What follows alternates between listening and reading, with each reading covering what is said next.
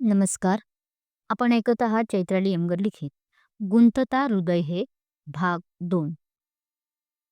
हो, पण लवकर तू जा बाई बाहेर. नाहीतर माझा भैय्या अख्खं कॉलेज उचलायचा तुला शोधण्यासाठी. ती मात्र आकू तिलाच चिडवत बोलते. हो बाई, तुझा भैय्या आणि माझा भाई. पण ती मुलगी आता बोलता बोलता अचानक थांबते. मी आलेच म्हणत ती निघूनही जाते. हं, तुझे भाई. असंच काहीसं होतं. ती मुलगी आकू आता चेहरा पाडून स्वतःशीच बोलते. कुठेतरी तिचं मन हरवत जातं. कदाचित तिच्या भूतकाळात. "अभि, इथे काय?" ती मुलगी आता त्याला शोधत शोधतच कॉलेजच्या बिल्डिंगमागे येते, जे कॉलेजचे मागचे ग्राउंड होते. आज कॉलेजचा पहिलाच दिवस असल्याने अजून कॉलेजमध्ये म्हणावी तशी गर्दी नव्हती. काय करतोय म्हणजे? तोच आता तरुण मुलगा जो इतका वेळ त्या ग्राउंडवर असलेली हिरवीगार झाडे पाहून मनाशीच हसत असलेला आता टर्न होऊन बोलतो. "माझ्या गर्लफ्रेंडची वाट पाहतोय. काही प्रॉब्लेम आहे का मिस पैलवान आपल्याला?" आणि तिच्या त्या गोऱ्या गालावर आपले उलटे हात फिरवत बोलतो. पण नजर मात्र त्याची तिच्या त्या काळ्या भोर डोळ्यांमध्ये अडकली होती. "अभि, कॉलेज आहे हे." आणि पुढच्या क्षणी तो तिच्या ओठांवर ओठ टेकवणारच की ती त्याच्या ओठांवर हात ठेवत बोलते. तिच्या नजरेत आता लाज दाटून आलेली ही दिसत होती. "हो, पण आता इथे आहे का कोण आपल्याला पाहायला?" तो थोडासा तिच्या या कृतीवर नाराज होऊन बोलतो. त्याला नव्हते आवडले तिनं असं केलेलं. आणि पाहिलं तर पाहिलं आपल्याला असं. तसंही आता आपल्याबद्दल सगळ्यांना माहीत आहे. तोच पुढे गाल फुगवून म्हणाला. काय माहीत आहे सर?" तशी ती सिलेक्टिव्ह आवाजात बोलायला लागते.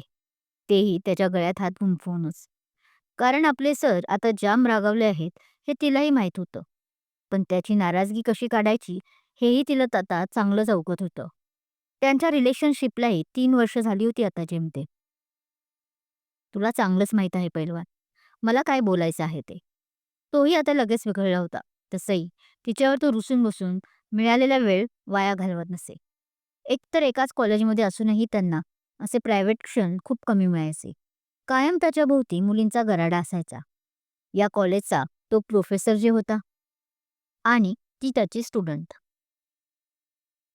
"हं, पण सांग ना, काय माहीत आहे?" तरी ती त्याला विचारत होती. त्याला चिडवत होती. तिची ती घायाळ नजर. "हेच की तू माझी गर्लफ्रेंड." तो बोलणार तसं तिने मान नकारात हलवत त्याच्या ओठांवर अंगठा ठेवून बोलते. "अहं, मिस्टर अभिमन्यू, फक्त गर्लफ्रेंड नाही, तर आता आम्ही तुमची बायको आहोत म्हटलं." त्या आवाजात ती मादकपणा आणत म्हणते. "हो, पण नुसते म्हणायलाच." यावर आता तो परत तक्रारी सूर लावत म्हणाला. "बायकोचा अधिकार कुठं देतेस?" तो आता तिला दूर करणारच होता. पण आता त्याचे डोळे मोठे झाले. कारण मॅडमने त्याच्या ओठांवर ओठ टेकवले होते. "यापुढे जर मला थोडे जरी दूर करायचा प्रयत्न केलास तर बघ." एक दीर्घ किस करत ती स्वतःच्या श्वासांवर नियंत्रण करत बोलते. आवाजात आता धार तर होती, पण लटका रागही होता. त्याने तिला आपल्या मिठीतून दूर केल्याचे मॅडमना अजिबात आवडले नव्हते, जे तिने त्याच्या ओठांवर मोहर देऊन सांगितले होते. हम्म. यावर मात्र त्याला गोड हसायला आले. तिच्या या धाडसाचे कौतुक तर होतेच. ती असं काही करेल याची त्याला गॅरंटी जी नव्हती. त्याने आपले ते ओठ पुसले आणि स्माईल करून तिच्याकडे एकटक बघायला लागला. "आता असं का पाहतोय? जसं की याआधी कधीच मला पाहिले नाहीस?" ती परत आता लाजत होती. तिला खुद्द आपण असं काही करू, असं स्वप्नातही वाटले नव्हते. "मग काय करू? इतकी गोड आज माझी बायको दिसत आहे. तिला असं न पाहता तिच्या सौंदर्याचा अपमान कसं करू?" त्याच त्याचा परत रोमॅन्टिक अंदाज मोड ऑन झाला होता. "नशीब, तुझ्या लक्षात तरी आले." तसं आता तर तिला अजून लाजल्यासारखं झालं आणि ती अजून लाजून बोलली. "नाहीतर मला वाटले, ज्याच्यासाठी आपण इतके सजलो आहे, त्याला त्याच्या बहिणीच्या मायेपुढे काही दिसते की नाही आज, काय माहीत." तिचा स्वर आता जरा उदासही झाला होता. "हं, असं कसं मी माझ्या बायकोला विसरेल?" तो आता तिच्या कपाळावर आपले कपाळ लावत म्हणाला. "आणि जरी मी उद्या विसरलोच, तर बायको आहे ना माझी खमकी, जी माझ्यावर खार खाऊनच आठवण करून द्यायला." तो आता हलक्या अंदाजात डोळा मारत म्हटला. "अच्छा, मी खार खाऊन असते तर." ती त्याला एक फटका मारत बोलते, "पण सांग ना, कशी दिसत आहे मी आज?" ती लगेच आपल्या मेन मुद्द्यावर आली. शेवटी मुलगी होती आणि आपल्या सौंदर्याचं कौतुक आपल्या बॉयफ्रेंडनं भरभरून करावं, असं कोणत्या मुलीला आवडत नाही? खरं सांगू? कॉलेजमध्ये आलीस तेव्हाच माझ्या हृदयाला तू वेड लावलं होतंस. अगदी थार वेड. तू. पण तो एनके आला आणि माझ्या सगळ्या मूडचा सत्यानाश करून गेला. आता तो थोडं दातोट खातच बोला, खूप राग आलाय हे दिसत होतं. अरे हो, तो एनके वापस आलाय नाही का? तोच आता तिला अक्कूशी बोलणारा एनके आठवला आणि तिलाही राग आलाच. तिनेही त्याला तिच्या मागे पळताना पाहिलं होतं आणि म्हणूनच ती लगेच त्या दोघांच्या मागे आली होती. अक्कू फक्त तिची मैत्रीणच नाही, तर तिची नणंद तर होतीच, शिवाय एकेकाळी होणारी वहिनीसुद्धा.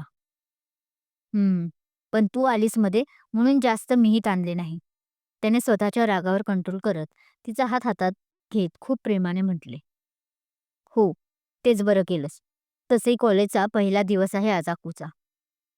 उगाच तिचा खराब नको जायला." तिने त्याच्या हातावर आपले हात थोपटून म्हटले, "आणि डोंट वरी, मी असेल तिच्यासोबत कायम. घेईल मी तिची काळजी."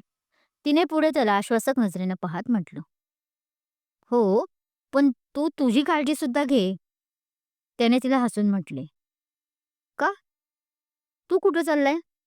पण तिने त्यालाच प्रश्न केला, "मी कुठे जाणार आहे, तुला सोडून?" "ते तर मी." पण त्याला तिचं बोलणं अजिबात कळले नाही.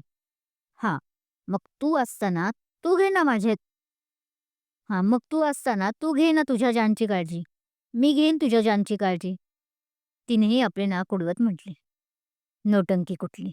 आत्ता कुठे जाऊन त्याला तिच्या बोलण्याचा अर्थ कळला आणि त्याने तिचे नाक ओढत म्हटले, "अरे, यात मी काय नटकीपणा केलाय? असा तर दरवेळी जान आहेस माझी, असं म्हणत मारे फिरतोस की." ती आपले नाक चोळत म्हणते, "ला लटका राग आलाच होता त्या एवढ्याशा नाकावर, जे आता लाल दिसत होते." तर आता हे कोण यांची आपण ओळख करून घेऊयात.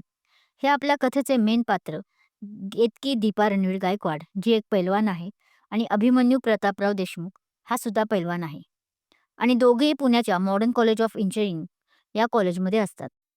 फरक एवढाच की तो तिथे जावा लँग्वेजचा प्रोफेसर असतो आणि ती त्याच कॉलेजची स्टुडंट जी थर्ड इयरला आहे. आकू म्हणजेच आकांक्षा प्रतापराव देशमुख, जी आपल्या नायकाची बहीण आहे. फॅमिलीत अजून मेंबर्स आहेत. जसजसे पुढे येतील तसतसं कळेलच. बाकी हा भाग कसा वाटला कमेंट करून नक्की सांगा. पुढच्या पार्टचे नोटिफिकेशन मिळवण्यासाठी आजच मला सबस्क्राईब करा. कथा आवडत असल्यास लाईक करा, कमेंट करा आणि हो, शेअर करायलाही विसरू नका. धन्यवाद.